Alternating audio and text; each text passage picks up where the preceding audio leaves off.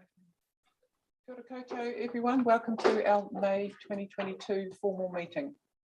Lovely to have you live streaming, and for those councillors online, and Stuart as well, and to our members of the public and audience.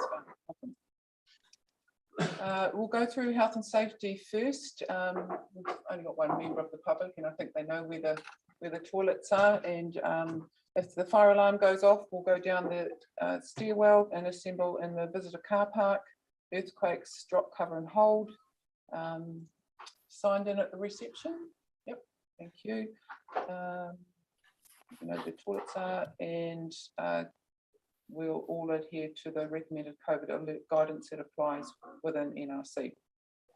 Okay, so we'll move now to our Tuakia Roto opening kara kia. Justin, if you could lead us off, please. All upstanding. Tēnei au, tēnei mātou, e kai kaukihira, kaunga I ngā whakataunga I ngā tikanga, ki uta ki tai, kia rewa ai ngā iwi katoa o te kaitokara. Haunge, huie, tāie.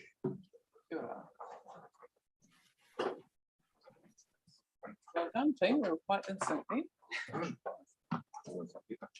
Okay, so we'll move on to item 4, which is, sorry, item 3, which is apologies. I don't think we have any today, do we?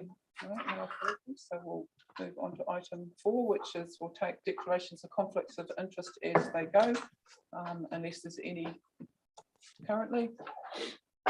No. Okay, item 5, council minutes and action sheet. 5.1 confirmation of the minutes of the April meeting. Go have a mover and second. Thank you, Rick. Second, Joss. Any matters arising? This is on page 6 of the agenda. No. All those in favour? Aye. Carried. So that was the actions as well, isn't it? No action sheet. No action. Okay. All right, so we'll move on to the financial reports, item 6 on page 16.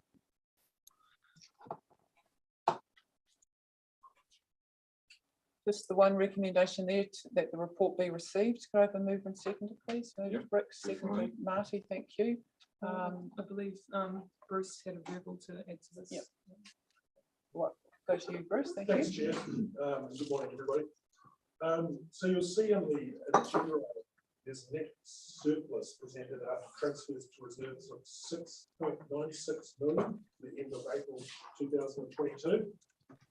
And when compared to this corresponding budget, that represents a position that's 1.5 million better than budget year to date.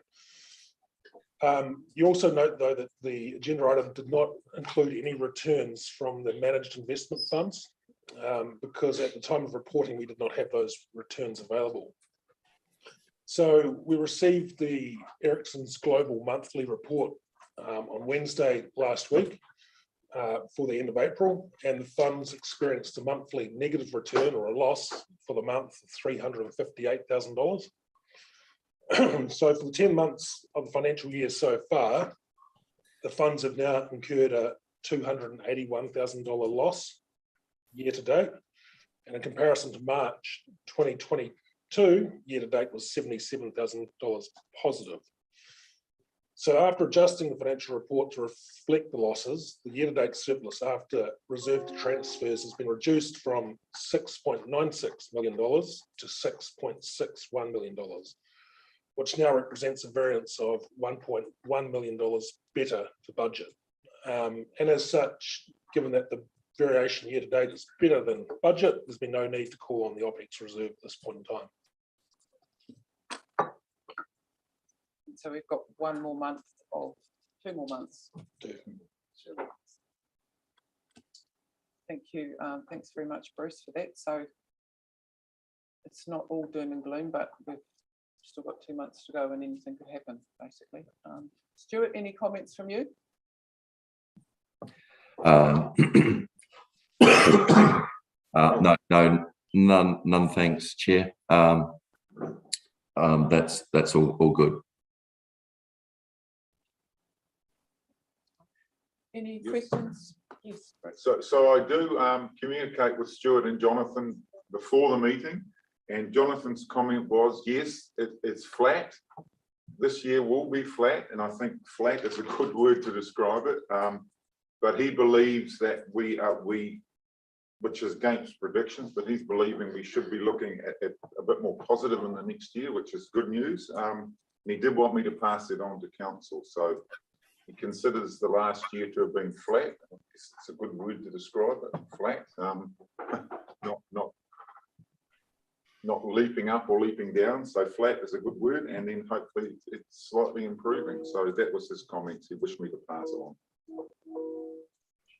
Thanks, Rick. Anything further? Yes, Joss. Yeah, Chair. I mean, yeah, it'd be remiss to not point out the fact that a lot of the fact that we have still got on the positive side of the ledger is a lot of lower than budgeted salaries, the ongoing impacts and staffing issues, and also the flow-on effects of COVID, which are still impacting.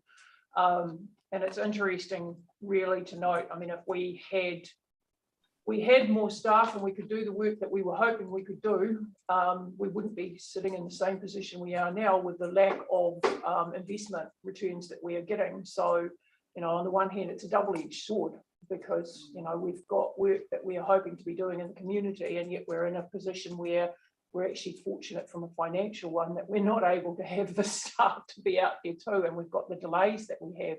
So it's really kind of one of those situations where it's not something I look at and think that it's particularly a positive thing, but I completely understand why we've got to where we have. My only concern will be around the impacts to our KPIs when we get to, you know, within this next couple of months and doing the wash up of where we're at with our KPIs, because there's going to be some fairly significant impacts, I could imagine, across the board, just because of where we've ended up impacted with staffing. So yeah, it doesn't for me make particularly pretty reading, but it certainly is an understanding as to why we are where we are at this current point in time. And we're just fortunate that we do still have, you know, money in the bank, but there are flow-on effects of that as well. Yeah, I guess you could maybe take the view that if we hadn't have had COVID and the supply chain issues and, you know, all the various others, the markets would be up. We'd have more staff and we'd have more money. So while not directly related, they sort of, you like you say, they've balanced each other out, haven't they? Yeah, it's definitely an interesting balance going on at the moment.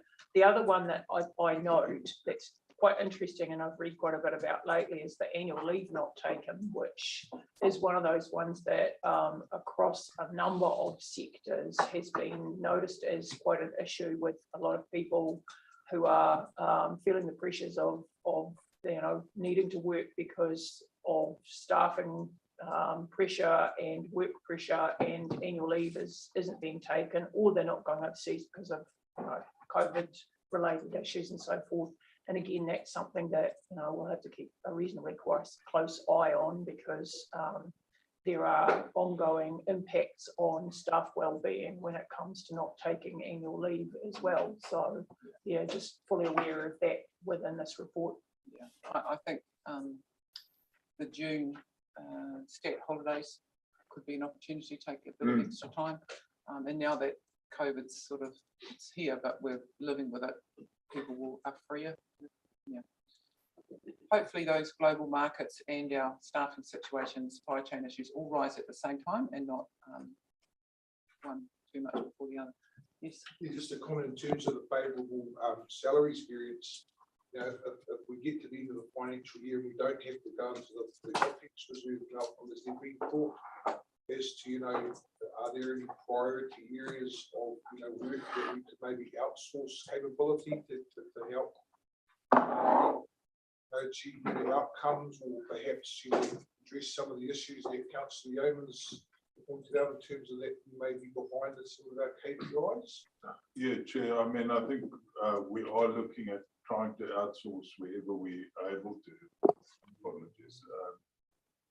But the limited ability to outsource as well. So but that is a question that we're constantly asking ourselves, where we don't have capacity to be able to deliver ourselves. I mean, and see Beryl's just come into the room, but the last figure I saw, we were approaching 20% vacancies across the organisation. So it's definitely having that impact previous year to deliver this KPIs.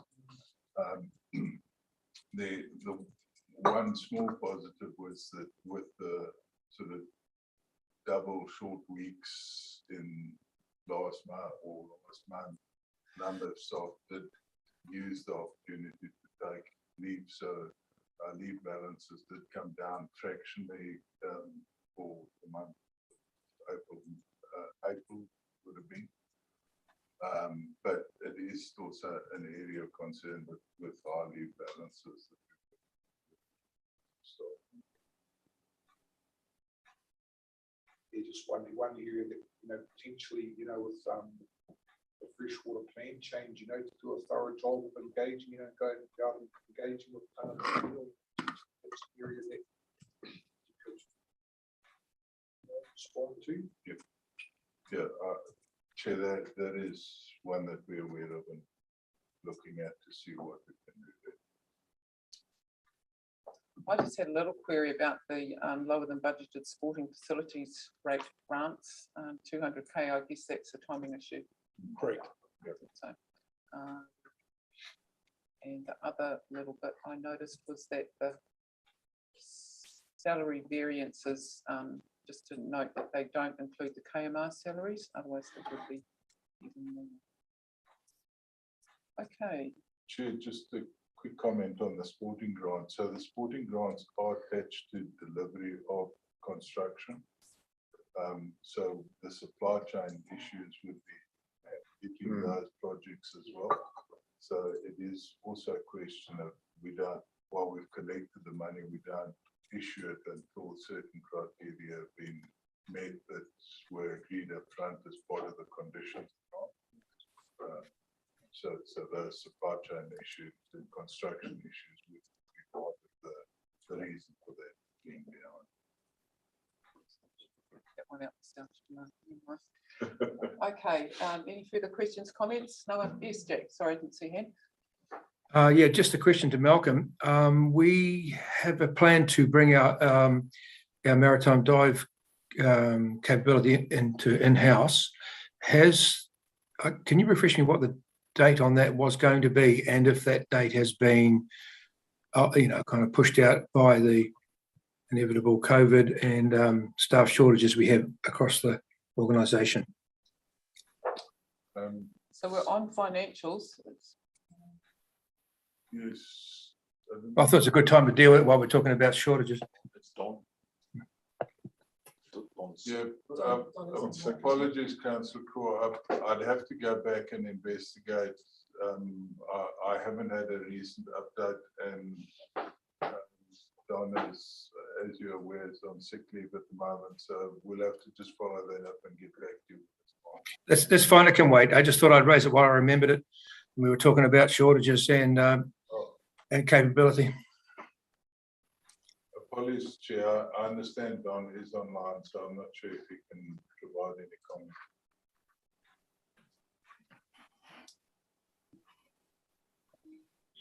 comment. Sorry, Mr. Chair. Could you just repeat that? It's very faint. I was just asking about the due. What was the intended time frame for us in bringing our maritime dive team into an in-house team rather than outsourcing? And has that date been affected by continuing issues with shortages and being able to backfill? Yes, through you, Mr. Chair. Yes, thanks, Jack. It has. We're still in recruitment mode. The two positions there. We are also talking with Tauranga about their professional dive team and wanting to take best practice from them. So we think that given we can recruit the right staff in one of those positions, it's likely to happen, next spring, summer, I think, before we have a dive team. Thank you. Thanks, Don. Yeah, thanks. I'm happy. Stuart? Thank you, Chair. I thought I'd just make a quick comment in relation to Councillor Yeoman's points, which are really very good, very valid points, and that these are points that we've been probably talking about over the course of the last 3 to 4 months,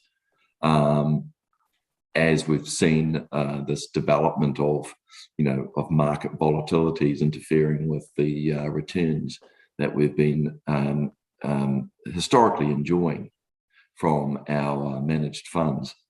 And yes, in the sense that we're there by the grace of God, that we've had we've had a significant decrease in operating costs around, especially around salaries. Now, and there's been a lot of timing differences that have, which of course, with timing differences, you have to pay the piper at some point, and that will obviously come around at the next point of KPI setting and looking at what the situation is going to be for the next 12 months. I think we have to understand that with the fund, we are very much in that as you say, I call it in the lap of the gods at the moment, with regard to revaluations that will continue to occur. We've seen those revaluations, they're global. They're not necessarily a New Zealand centric issue, and where that can be within the next 1 month to 2 months,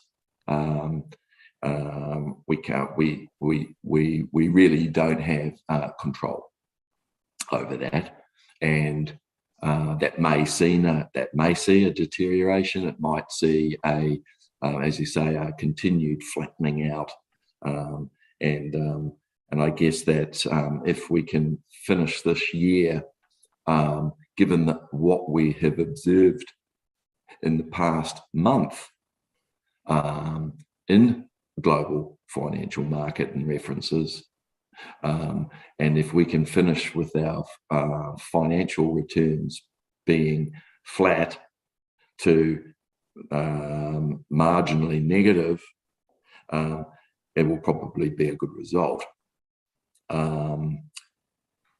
In terms of the challenges that's going to provide, I think it's very much going to be around the planning in terms of how things are planned for next year, and I think that the review that's currently underway, the much more strategic review around Northern Regional Council's investment strategy, I think is going to be a really, really good basis for being able to consider those challenges. Thank you, Stuart. Okay.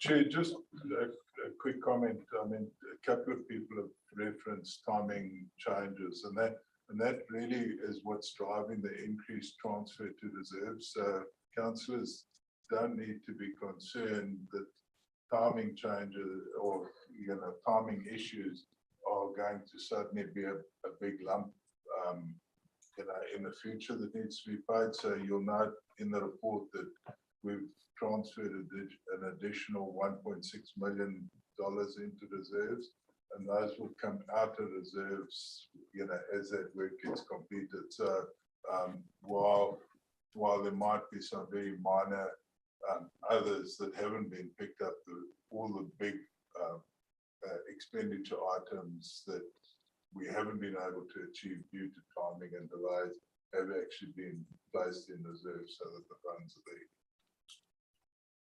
Perfect, thank you. All right, so we've got a mover and a seconder. All those in favour of receiving the report? Aye. Against? Carried. Thank you. Move on to 6.2, page 21, which is the regional rates collection update to 31st March 22 this year. We have just the recommendation to receive the report. Could I have a mover and seconder, please? Yep. Thank you, Rick. Seconded, Joss. Any discussion? Any commentary from staff? I think it's fair to say, Chair, that just looking at the report, that it's very similar to what we had at the same time last year. And in fact, our total collection this time compared to last year is up slightly. So given the current financial situation and what's happening out there in the world's economy, it's not a bad result. Yeah, very good result. And Yep. couldn't really Very ask good. for it to be any better, really, given No. the circumstances. So, yeah, very good. Anything further? Okay, all those in favour? All right. Aye. Against? Carried. Decision-making matters, item 7.1, regional projects reserve, criteria and procedures for the allocation of the funding, page 25.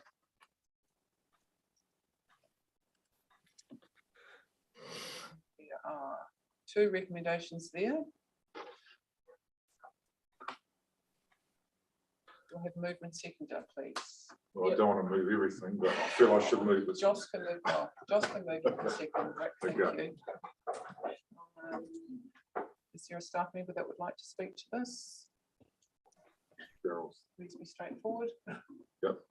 Right, Happy? all good. Are there any questions or comments from There's your chance, Darren. councillors? Been through this a little bit before, Yep. so I think we've got it pretty right. Very much. And as Malcolm has said, it'll be tested when we do have a project that we consider. Yep. Yep. Okay, thank you. All those in favour? Aye. Against? Carried. 7.2, fund manager withdrawal, page 30.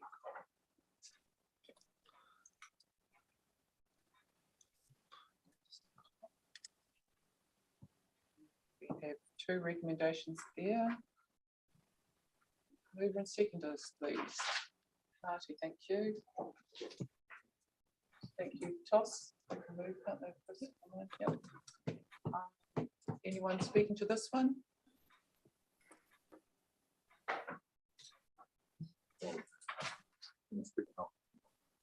Oh, no, I just think we've had a lot of discussion on this. I think it's very pertinent that we do, given the previous discussion, that we withdraw this money and have it in long term. It's better there.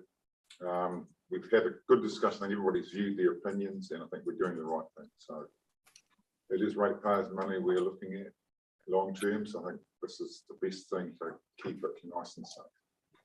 Definite recommendation from our fund manager, isn't it? Jack?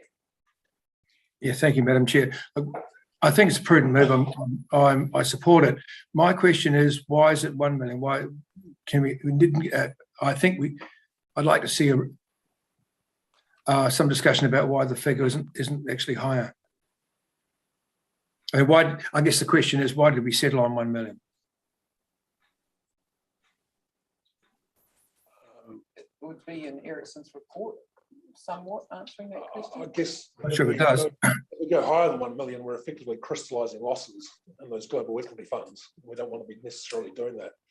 We've had this long ongoing strategy of de-risking through private equity and also taking our gains that we make and holding those in term deposits for a period of time for invest later. And this is aligned with that strategy. So I think the recommendation from Ericsson's is appropriate in circumstances.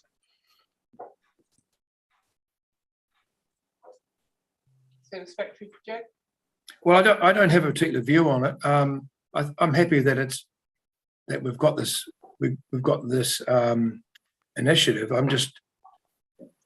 I'm not fully convinced that we've hit the right figure, and me to say that it crystallises losses while we're doing that now. So I'm just wondering why I'm not sure Jonathan Ericsson's report really describes why the figure should be set at that amount. That's all. Seemed arbitrary, really, to me. I mean, obviously, you've got to take a guess at most of your decisions around investments, but I'm wondering why it was set at 1 million and not perhaps 2 or 3. But I guess if that's, well, I'm eager for some staff comment. Well, I think it's 33% of the total holding that's within T. Rowe Price. And if you took out the 3 million, there'd be no exposure to global equities. Yeah. And the risk there is that then on the upswing, you won't have any potential future growth from the equities pick up in the global markets. That'd be my understanding as to why Ericsson suggested 33% removed of being 1 million. I guess if you, and Terry's on the Zoom there, it's like a horse race, really, a bob each way, isn't it? So you don't take it all out because you might lose it all, and you leave some in and you take some out, and that's what we're trying to do. Probably not a bob, actually, it's a third of a bob. It's a very small part of our portfolio. Bob each way, I think is the best way to describe it. Yeah, it stays the middle ground. Yeah.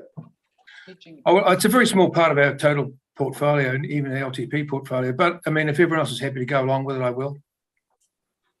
Okay, thank you. No right or wrong. All those in favour? Right. Against? Carried. 7.3 Regional Software Holdings Limited reporting of 23-25 statement of intent, page 33.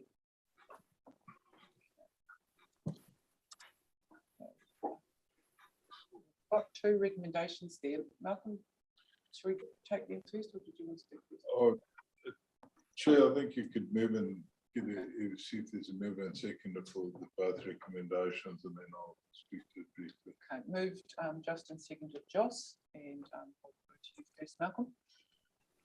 Chair, so this statement of intent, we do have a number of concerns with the statement of intent as written, and our recommendation to council is that we prepare a response to the statement of intent that we circulate for councillors review before we send it off to Regional Software Holdings. Yeah. The process is then that the directors will review the comments that come back from the 6 shareholding councils, and then determine the final statement of intent that's got to be in place by 1 July. And then that statement of intent will come back to council for further for your information, and council has an ability then to object to that if we haven't found the right settings yet. Just to put it in context, Regional Software Holdings is in a period of substantial change, and that's why the statement of intent, which was now written several months ago, is already not reflecting the decisions and the progress that's being made as Regional Software Holdings effectively changes and is converted from a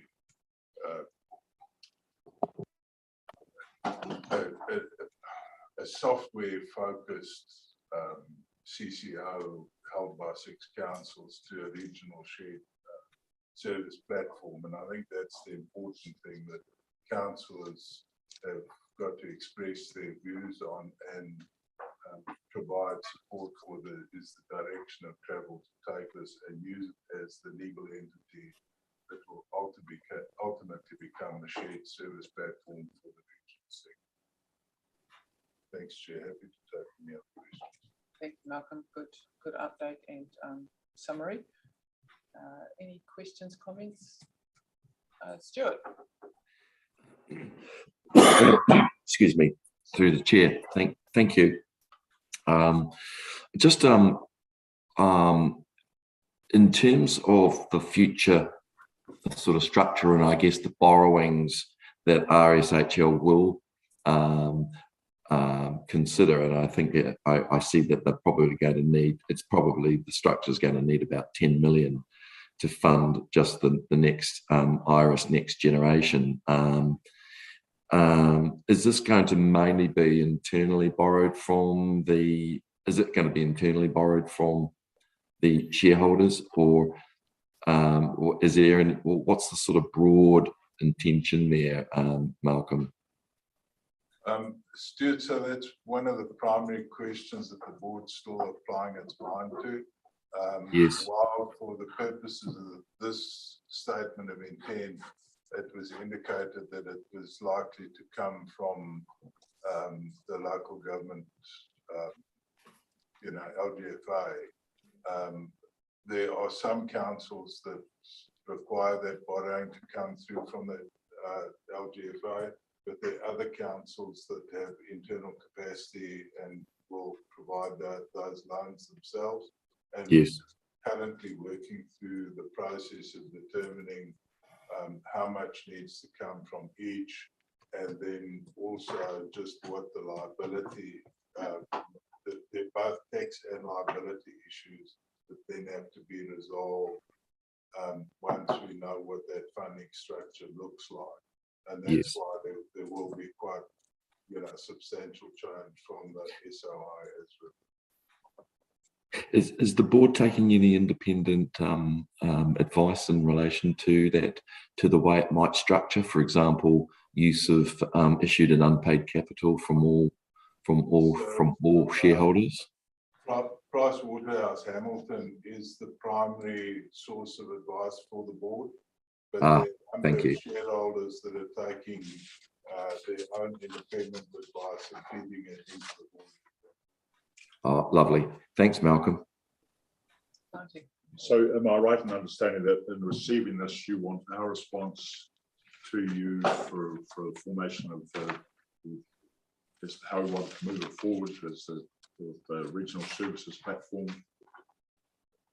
Yeah, Chair, so I'm not looking for a decision from council, but if the council was opposed to the principle of the creation of a centralised regional services platform, then I think council needs to, make us aware, because that's been the direction of travel that we've been on for some time now. And we have, subject to council's final decision, indicated that NRC would participate in such a shared service. Thanks. Personally, I think it's heading in the right direction. Yeah, it's just the details. Yeah. So I'm just wondering, do we need to change or add to recommendation 2 in any way?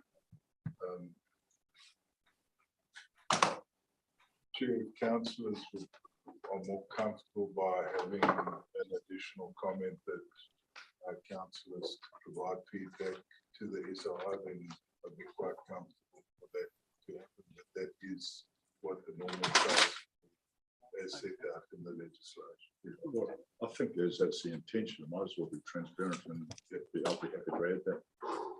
Because I think one word we talked about was note the regional software holdings statement of intent post to receipt, or is that the same thing? Sure, then I'm looking at the team there to see whether I think the language makes a difference. I mean, we're definitely not approving it. No. I think we're just tabling it for Yeah. the councils. Yeah, there's no endorsement. Information. Yeah, accept. All right, But if councillors I don't think this, comfortable or feel more comfortable to change receipt to note the table, then I don't think it makes sense. Well, it does make a difference. So if we're just receiving it, then that's flat. But if we're showing an intention to move it forward or not, then I think it should be stated. Oh, I was just talking about receive or note, but you were asking to be transparent and add what we're going to do. Yeah. In the recommendation. What the intention is, and not just to receive it, but with an intention to give feedback for the development of an SII into the future. Will there be a secretarial note to that, Chris? I can certainly do that. That would be just as. If that's as effective. I mean, Chair, we could do that for Councillor Robertson wants to move an amendment to add Move an addition that the feedback would be given by councillors to the CEO as to how we'd like it moved forward. Okay, so my understanding is that it's going to go back to staff to come back to council and then get feedback. Well, that would be an action then. The council would go, staff will go back to work it out for feedback. I would have thought that'd be part of the motion rather than just here it is on the table and receive it, I'll move forward. I tend to think a secretarial note would be Yep. fine. If that's sufficient. Everyone okay with that? Yep. I'm happy with it. Justin, you had a Yeah, just a more general comment. I've just had a thought. given that, some of the functions and purposes of the software that's been developed through this entity, really supports, reporting back to central government. And I note that, Department of Conservation and various other government organisations utilise the opportunities. And the purpose, the real opportunity of pulling together, developing these resources that really save money through sort of bulk procurement and everyone using the same systems. Isn't there not an opportunity for all the councils involved to approach central government for some support in terms of the ongoing funding required? Because there's very few situations where you've got many councils that can lobby on the same issue, and I see this one as clearly an opportunity in that space, thus saving our ratepayers and allowing us to spend, whatever our contribution might be on some other, important business in the region. True, so that is happening, and MFE has made a contribution to some of the freshwater modules that are being developed. But I think that's the only one that we've got crowdfunding on. So then can you pull any others? No, certainly not for Iris Next Gen, because that's very much just a regulatory compliance tool of the sector. But there's work being done on modules for the as well that we have received Is it worth examining, if there's funding, say through DIA, that may be able to be applied? Can regional software holders apply to DIA? I know there's money out there for, broadly, improving well-being. This would fit under that, even next generation Iris software. So see if we're eligible. We are definitely approaching government on these various projects trying to get set. Because it's not like a pet Northern project, this is bigger than that. And indirectly, some of the activities like Lawa that will be coming into this shared platform, those already receive down funding as well. So it's Lawa and joint ventures. So it's an increasing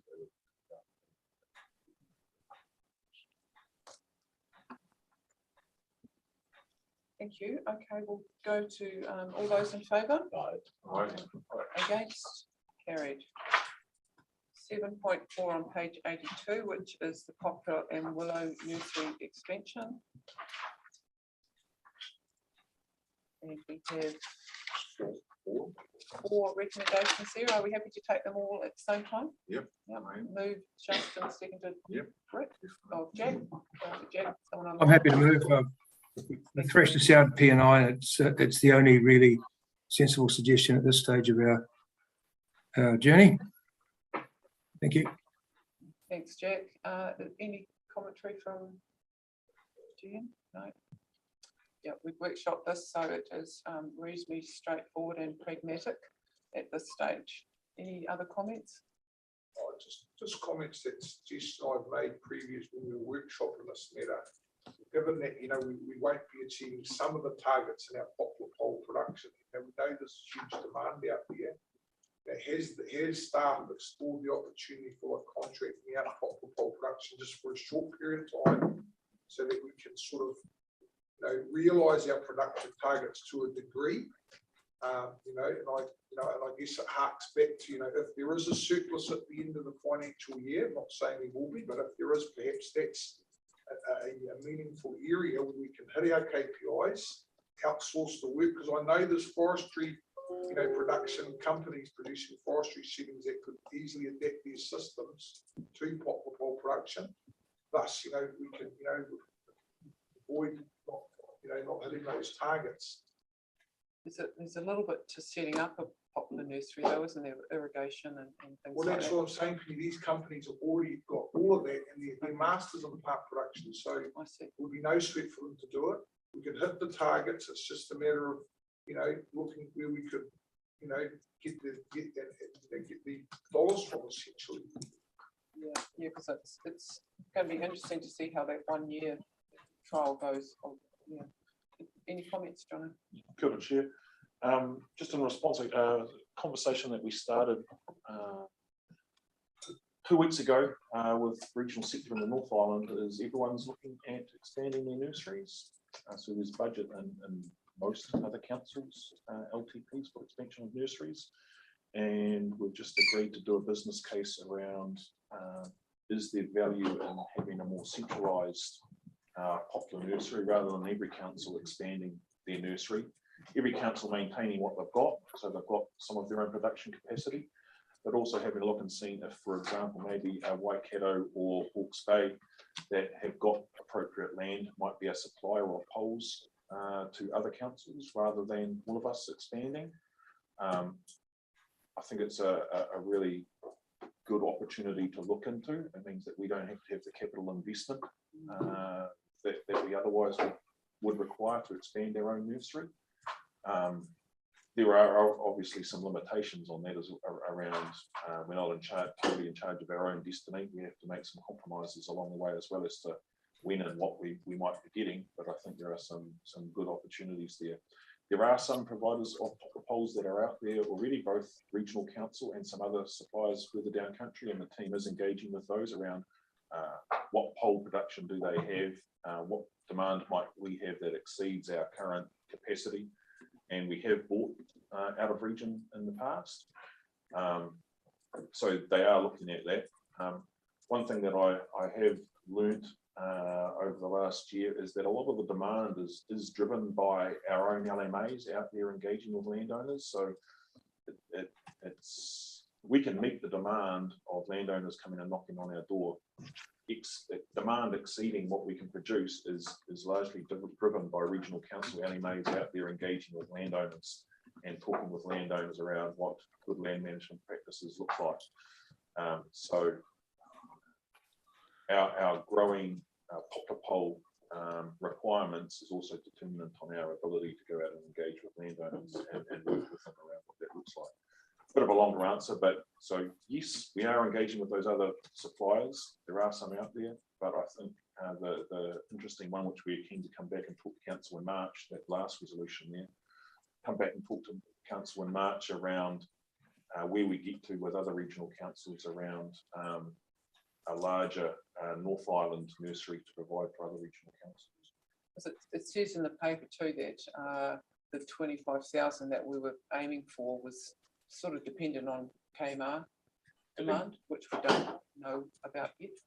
So it's not as if if we were to produce 25,000, KMR said no, we're not going to do poplars, we would probably have an oversupply.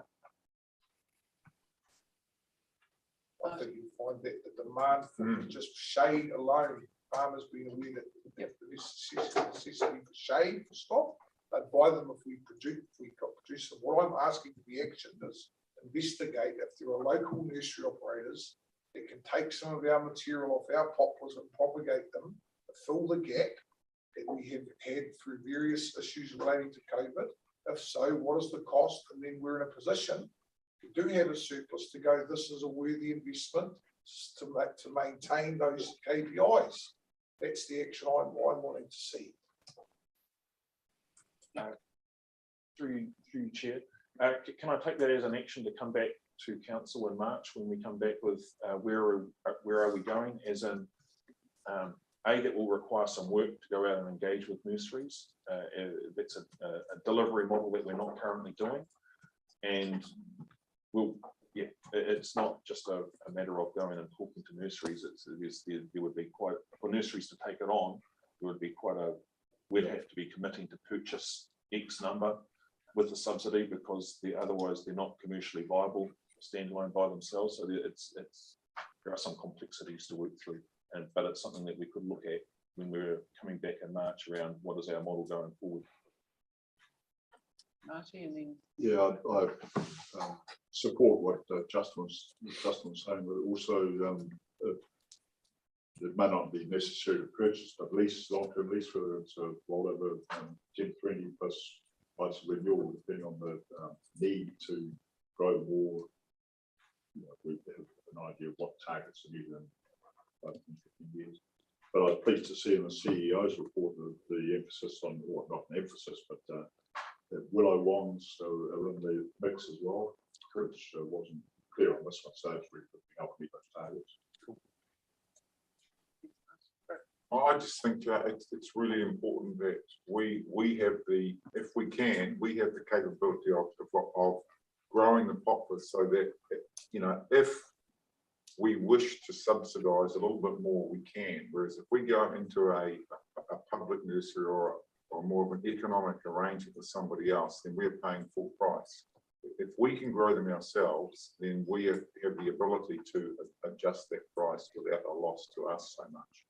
We won't make as much money, but at least we're not paying more. What I'm suggesting is targeted investment. It might cost a bit more, but it means you can maintain your targets, your trees in the ground, and stop soil erosion. Okay. Cost a bit more. So we've got an action there for your suggestion, Justin, and I think no one else is wanting to speak, so we'll. Or could we change purchase to acquiring?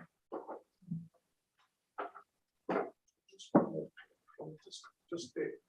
Hang on, I'll just deal with Marty first. Where are you? Which one? On 3C, need to be reassessed following the acquiring of additional land rather than purchase of additional land. Purchase is buying, acquiring can be by way of lease. But it can be purchased as well.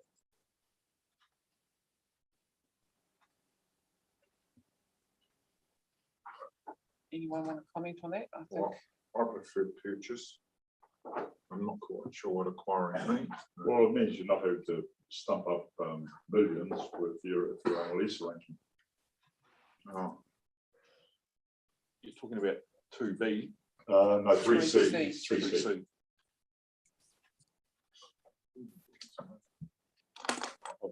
With changing to acquiring. Well, we could put purchase / acquire. yep, okay.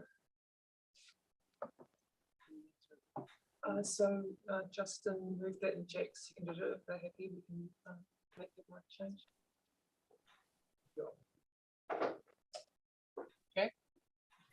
I don't mind, I'm happy with that refinement. Justin, you had something Well, else? just the additional comment around, that we've heard before that the Kaipara, the entity that's running the Kaipara remediation program is still uncertain as to whether they'll utilise poplars or not. But we should have a position on that as investors in the remediation project. And my personal view is that poplars have got to be in there. That there's a role that they play that no other tree, in my opinion. I'm a staunch advocate for natives, but poplars have a real role, and they fill a purpose that no other native can provide. So we should be certainly championing the use of poplars, and that, yes, I think, whoever's our voice there should be championing poplars. Yeah, there's the concentration at the moment is to along riverbanks and low-lying areas. So that conversation will definitely come about in the next year or so. We know the biggest sediment is coming from hill country, and that's what the poplars are for. So we should certainly be preaching their virtues. Okay, all those in favour of the 4 recommendations, including that purchase / acquire? Aye. Anyone against? Thank you. So that's finishing our decision-making matters. So we'll move on to operational reports, items 8, 8.1, Chair's report, page 87. I'll move that it be accepted. Seconded. Thank you, Joss. Any questions? All those in favour? Aye. Against? Carried. 8.2, page 88. Very short chair report, isn't it? Chief Executive report to council. Move and seconder, please. Jack moves, Amy seconds. Thank you. Any comments, Malcolm? Actually, let's take questions first. Questions, comments? Another very comprehensive report, and it's really good to know that things are still happening. I keep telling people who I meet, it's the best way to find out what NRC is doing by going to the CEO report every month. Yep. awesome week. Madam Chair, I'd like to congratulate the CEO and staff on the report, and particularly on the timeliness of the very first item. It certainly be very appropriate for tomorrow afternoon's meeting of the Biosecurity and Biodiversity Working Party, where we will be addressed by another group. So thank you very much for that. You certainly acknowledge that it's not Malcolm that sits down and writes this every month. So I did say staff as well. Yeah, I know. I did. Yeah. No, well done. Thanks, Jack. Anything further? Comment on page 90, wastewater treatment plants. I think we should call a spade a spade. It says Kaiko expires 2021. Kaitara expires 2021. They're expired. Call them expires is just sort of ignoring them. You see, well, it's got four or five of them, I think. Kaiko, Kaitai, Okanonio, Mapari, Kotu 2016. Says expires, I think. Rather than saying they have expired, and they should be being addressed. Okay. Through the chair, some of those don't expire until later in the year.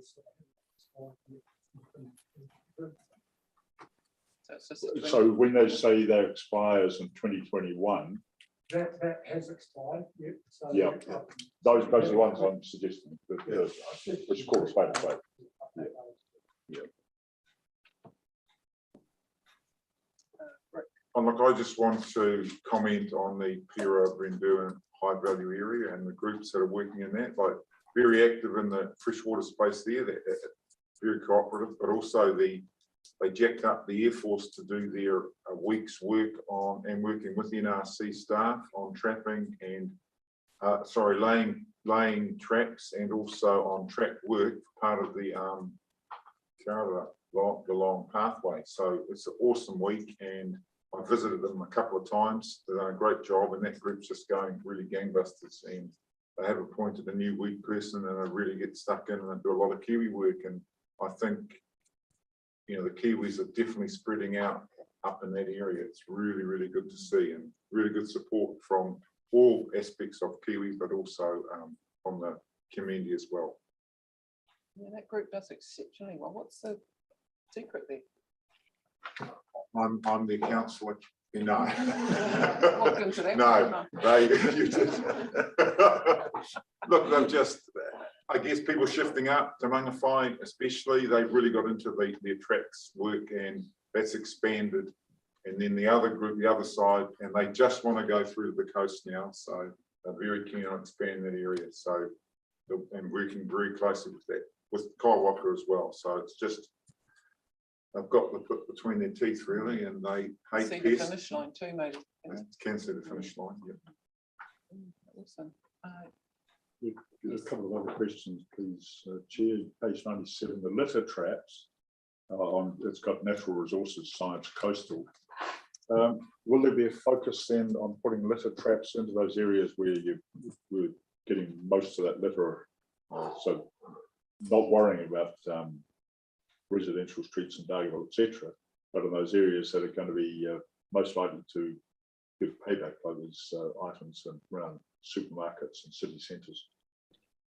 Is that a way of stopping it getting to So, Chair, I mean, often these litter traps are a particular issue in terms of design specification from the district councils, and part of this work was to demonstrate the effectiveness and to try and identify the areas of most need, so that we can use this information to try and motivate our colleagues at the district councils to be more proactive in this space.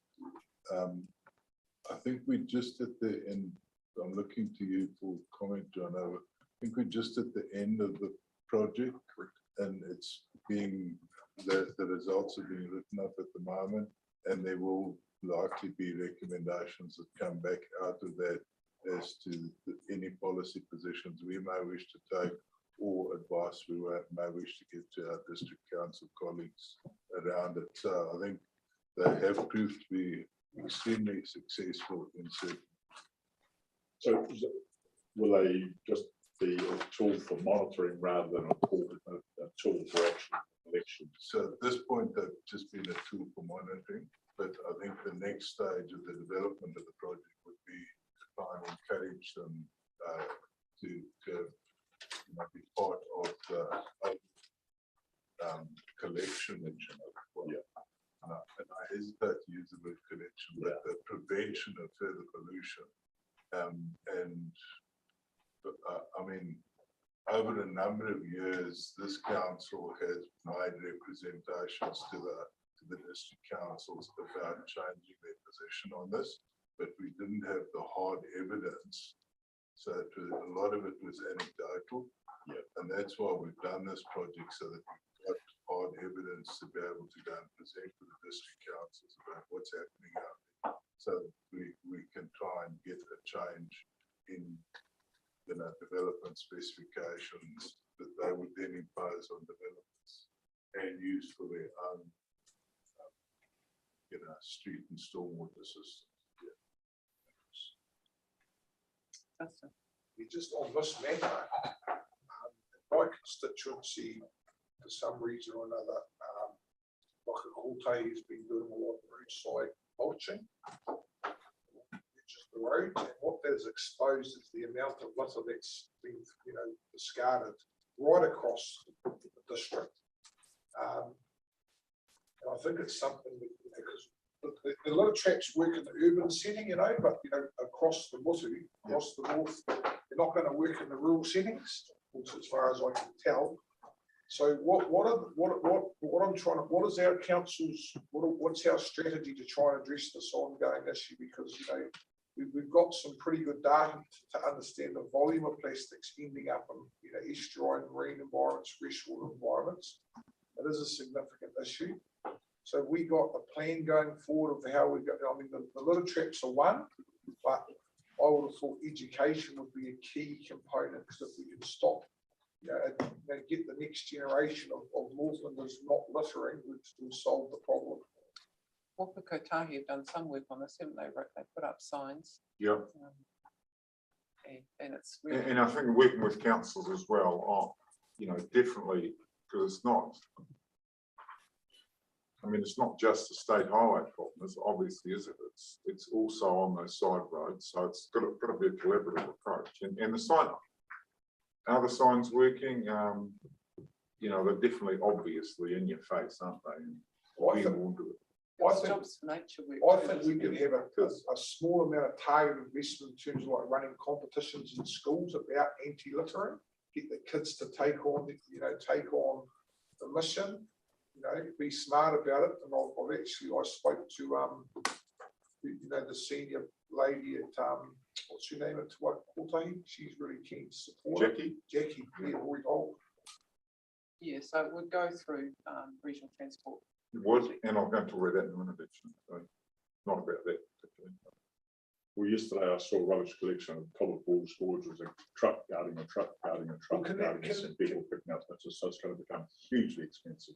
Can that go onto the action list for you for the regional land transport about discussing with Whakakotahi about a combined strategy in schools, targeted education? Because the roadside signs, it was good to see Whakakotahi putting a few up in our area, but I think it needs a real campaign in the schools, to stomp it out, because it's really just, it's upsetting driving from Kaikui to Hokianga and seeing, and then the roadside mulchers go through and mulch it into microplastics. Yeah. And before it was picked up. Okay. All right, so that's an action. Yep. An item to go to the Okay. Yep. I just got it. So I just do want to bring up on page 108, it is to do with Whakakotahi and road transport. So look, it's been a lot of, I think you've seen a lot of media work, obviously got signs on the road, but a lot of media work around the speed reviews. About road safety, road to zero. Also, obviously the speed reviews, and you've got 17th of May to 14th of June to comment on speed reviews around schools and towns. I think Whakakotahi has been very active in the education space, just as you said, Justin. I think it's been very active in the speed review space. RTC, in fact, I'd like to thank the team for this, Victoria and the team. They've been very active, and I don't know if you know about our new structure at RTC. We now have a workshop, and this is where we'll address these issues, Justin. And Jackie has already mentioned it to me at the Road to Zero meeting. We had a public event 2 weeks ago at the Canopy Bridge. Did a walk around the loop, just raising awareness of all these issues, and that was well attended, and it had very good response from the media as well. So thank you again to the team, Victoria and the team. Please pass that on. These issues will be raised at our workshop, and I think it's very pertinent that we address them in the workshop before we go to the following meeting of the RTC, and then following that we have the public transport meeting as well for final rate. So all these issues are definitely on the cards, and we are having a look at them. And I have spoken to, as I said, I have spoken to Jackie, so we'll bring it up. Okay, so I've got a way forward there. I'm just raising another matter through the chair, if I may. And for the CEO report, yep. Yeah, in the regional transport plan, just in terms of the setting of speed limits, Rick, I mean, I should know more about the detail, but across the region, has any analysis been done about the economic impacts, of different, because, they're going to be looking at different options for speed reduction, because, looking across New Zealand and some of the media commentary from other regions, there is concerns about the economic impacts of widespread reduction in speed limits. And some other commentary is pointing at saying, is this a disguise, to hide an underinvestment in our road infrastructure? Okay. But I want to, the question I'm asking, has there been analysis about the economic impacts of, because I certainly support lowering speed limits around schools and urban areas, where it won't involve economic impact. But in an area, in a region like Northern, where we're a rural region, we need good transport infrastructure, good speedy transport of our goods. Has that analysis been done? Because as a regional council, we can't go leaping into supporting reduction of speed limits if we don't know economic impacts. I'll let Victoria speak to that. Yeah, so through the chair, so the Northland Transportation Alliance through the district councils are doing an analysis of their individual districts, and they are taking that into account. So it's not complete yet, that analysis, but they are conscious of that and they're looking into it as part of this process. So we don't have any results as yet as to what that impact might be, but they are considering that. From 100 to 80 Ks, that's a 20% reduction. So that's a 20% increase in time to get goods around the area. So, we've got to do the maths. Yeah, it sounds like it will be being done, and it's not a blanket. No, well, that is being reviewed as well. So, the latest update on that is, I don't know if we've actually got that information. I don't think we have. So when would we see the analysis so we can make an informed opinion as a council as to whether or not we support these proposed reductions? We haven't got a time frame for that. No, we haven't. And I think we need to can't make an informed decision. Well, we haven't been asked. You're not being asked to make an. This is only till the 14th of June is only schools and towns. That's all there is at the moment. It's not the blanket review. That is not in this discussion. It's in the process, though, isn't it? No, I don't think it's been decided yet. No, it hasn't. I thought it was actually Put on the back burner. We're not. That's what we can't comment on that yet, no, because I don't know if that's what the full story is. The only thing we can comment on is towns and schools, and that is all we're being asked to do as individuals, as groups, and as council. okay. Anything else on transport? I think we can talk to Rick about after the meeting. Yep. We'll carry on. Any other topics in the CEO report people would like to comment on? Yes, Marty. Page 99, Falodera release in the Tangahua Ranges. This purposeful release. Jack, do you know about that if Don's not feeling well? the 20 feral deer released in the Tangahua Ranges. Yeah, well, it is a report. It hasn't been confirmed. Don's back on, so he can address it in full. Oh, sorry, Don. Through you, Madam Chair, the staff interviewed quite a few of the neighbours around there. We're pleased to report that those neighbours are really on board with the idea that Northland stays wild deer free. So we think that the report either was a hoax at the moment or got lost in translation along the way. So we've got no evidence, because that number of deer, it would be obvious in that area. Fallow deer are not perhaps as wary as something like Sika. They will show themselves, and further surveys found nothing there. So that's encouraging. And we just, maintaining a relationship with those people around there, because there has been occasional deer sightings in the long past. So, thank you. Well, that's a big relief if that's the fact. Good, thanks, Tom. Okay, there's no more comments. Chair, maybe just 2 quick comments, just an update. We were really pleased to see some of the budget announcements supporting both our marine work, fish control and the deer control projects. So we'll be working our way through understanding how those funds will be made available. And then also just to report to council around the questions on the wastewater treatment plants. I've been really encouraged by the very proactive stance taken by the new chief executive panel around this issue, to the point that Colin is actually busy preparing a quite comprehensive report for them, and they're coming to sit down and meet with us about a week's time to actually work through the report on a side-by-side basis, so that they can, he can take it back into his council and make whatever decisions they make as a result of that. So it's been most encouraging how great. It's really good news. Good. Okay, that will be a relief for many, if not all. All those in favour of receiving the CEO report? Aye. Against? Carried. Thank you. 8.3, which is reporting on long-term plan 2021 to 31, performance measures for Q3. On page 120, I think there's 2 of them there. I have just the one recommendation there that we receive it. Move and seconded, please. Thank you, Jack. Seconded, Joss. Open for discussion. Questions?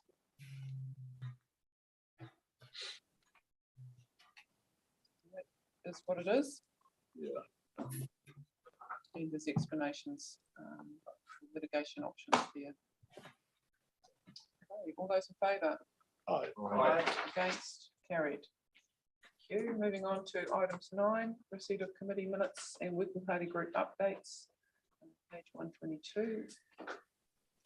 Kia ora, Tanya. You too. So the recommendation that we accept the unconfirmed minutes of the Kaipara Moana Remediation Joint Committee and the Joint Regional Economic Development Committee. Move and seconded, please. Thank you, Joss. Seconded, Rick. Thank you.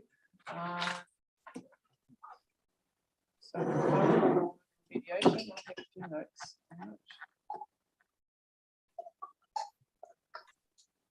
So yes, we're hoping to have our first hybrid meeting on Mihi next month, which will be, oh gosh, how long's it been? Just a long time, at least 6 months. And we are looking to find a replacement for the Rodney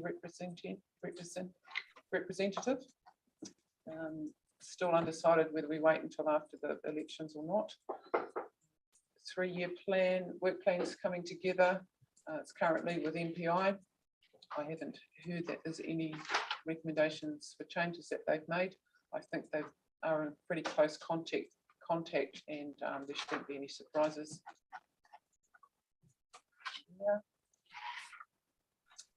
We had a presentation on the digital tools and the GIS layering, is that right? Awesome stuff coming through, and it's going to be really beneficial for NRC as well. And I know that the teams are working together on some of this stuff, but it's going to be quite a game changer for how we move forward and assessing land and how to prioritise. Really looking forward to that. That's next year. That's all I had. Anything from you, Joss? Amy, anything from you? Oh, you went at the last meeting. She chatted out. Is she? No, look, behind the chat. Oh, chatted Someone's out. someone's talking over Someone's talking over it. Any questions on Kmart? it. Yeah, just one question, and it was brought up along those polls where the emphasis is on plant natives and the riparian strips. Is there much conversation about the poplars, about holding those hills? Does that come into much with the Kmart? There's been some, but not lately. So it's there in the background. There's mixed feelings about it. Yeah. We're going to be doing a planting or highways going up towards our highway, the par site on the right. Next Sunday is going to be planting, and it was decided that they just to hold a hill, and it was decided that it would be natives in keeping with the kaupapa of the place. Yeah. So how much they're going to hold the hill is going to be interesting to see. There's nothing really to stop both being planted No, in the same no. place. Plant underneath. Well, that's what I think should be done. Hold the hill first, so that in the end the native can take over. Yeah, I think the advantage with that landowners may see with natives, and sorry, I'm getting a bit off track here, is that stock can graze around them, which isn't ideal. So, No, it's largely there's a causing erosion in that situation. Okay, we'll move on to the Joint Regional Economic Development Committee minutes. Justin, any comments from you? No comments. Relationships are going well, and we're planning a trip to the Bath Innovation Park for the next meeting up in Kwaikwe, in the small dam there that's under construction, I believe. So that'll be a good outing for the committee, and the regional economic development strategy is moving along nicely with the appointment of the steering group for that piece of work. Looks like there's good cross representation from different sectors and age groups on that steering panel. So I think the first meeting for that's later on in June for that steering group. So it'll be good from that. From that stage, we crack on and get on and start networking and pulling in information for that strategy. So yeah, things are tracking along nicely. Thank you. When's that next meeting? Is it be quite interesting to get a visual on the innovation park? We didn't get our drive-by, did we? Well, I mean, we were invited as a council, but I think COVID got in the way. So I mean, if we want to go as a council, we could easily work that in. But I think it really got kicked in the guts with the delay of our sort of field trip. So Yeah. You'd be welcome to go as an individual councillor. I'd say that's probably the best way to tackle that. Yeah. Any much discussion has there been had much on inclusion of tangata whenua? There is, but I mean, I guess the issue there, Penny, the initial discussions has been, how do you manage the shareholding? Because it's based on some financial. But I think we're really just trying to get the current committee, work with the issues we've got on the table, particularly the strategy. But there has been some discussion. But I think it's, you could appoint people, couldn't you? well, I think where the discussions landed is that with the number of Māori seats, and if councils want to achieve Māori representation on the joint committee, all they need to do is support their two a mix, a Māori appointee to that committee from their respective councils, and you'll have essentially a 50-50 split of Māori and Pākehā representation on that committee. So that's an easy way to achieve that. whether or not that achieves, you know, the broader representation. But I mean, you've got the issue of, you know, hapu, or, you know, if you appoint, say, you know, people from Te Kau or Taonui, you know, that's a iwi structure, which we know full well hapu are like, you know, well, that's not really, they don't call it all for us. So, you know, who do you appoint? Who do they represent? But I think, you know, as I say, chances are you'll have Māori on that committee as of next triennium. All right, we'll keep moving on. So all those in favour of receipt of the committee minutes? Aye. Oh, thank you, Jack. I thought you had your hand up. Against, carried. So we'll move on to 9.2, which is a working party update and chairperson's briefings, 131. Mover and seconder for that recommendation, please. Have to move it, not mine. Seconder, yeah, thanks, Joss. Oh, he's wanted. Marty, I think it's just the one there. Yeah, probably the one that comes to light most is the endorsement of Tangata Whenua Water Advisory Group terms of reference. That was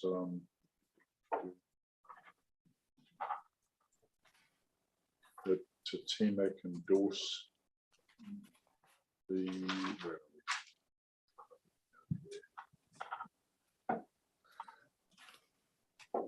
TMAC haven't endorsed the TWAG stage 1 report, which is going to be worked on to come back to the next meeting on June the 9th.